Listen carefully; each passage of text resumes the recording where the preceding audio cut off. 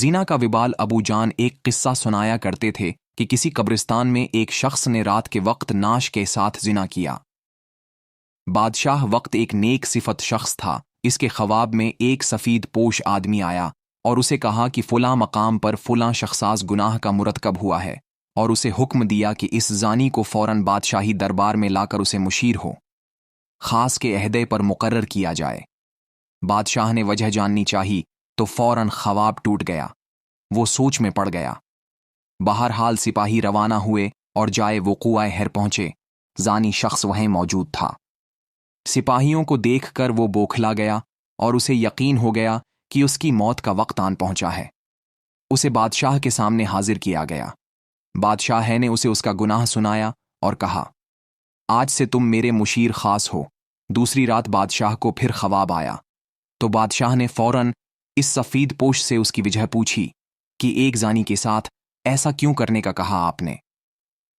سفید پوش نے کہا، اللہ تعالی کو اس کا گناہ سخت ناپسند آیا، چونکہ اس کی موت کا وقت نہیں آیا تھا، اسی لیے تم سے کہا گیا کہ اسے مشیر بنا لو تاکہ وہ عیش میں پڑ جائے اور کبھی اپنے گناہ پر نادم ہو کر معافی نہ مانگ سکے، کیونکہ اس کی سزا آخرت میں طے کی جا چکی ہے۔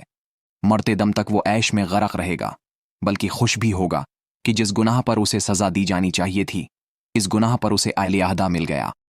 سو اسے عیاشی اور بار بار مواقع ملنا، قدرت کا اس کو گمراہی میں ہی ڈالے رکھنا مقصد تھا۔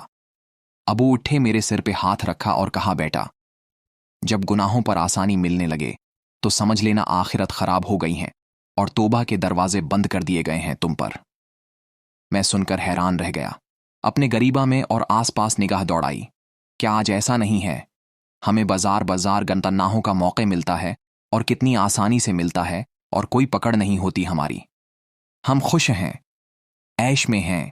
کتنے ہی مرد و خواتین کتنی ہی بار گھٹیا فعل کے مرتکب ہوتے ہیں اور مرد و عورت اسے اپنی جیت کا نام دیتے ہیں، اور اگلی بار ایک نیا شکار ہاتھ میں ہوتا ہے۔ پہلی بار گناہ، ہر دل زور زور سے دھڑکے گا آپ کا، دماغ غیر شعوری سگنل دے گا، ایک ٹھیس اٹھے گی ذہن میں، جسم لاغر ہونے لگے گا، کانپنے لگے گا۔ یہ وہ وقت ہوگا جب چلا رہا ہوتا ہے کہ دور ہٹو، باز رہو۔ اللہ تعالی ہم سڈلب کے گناہوں کو معاف فرمائے۔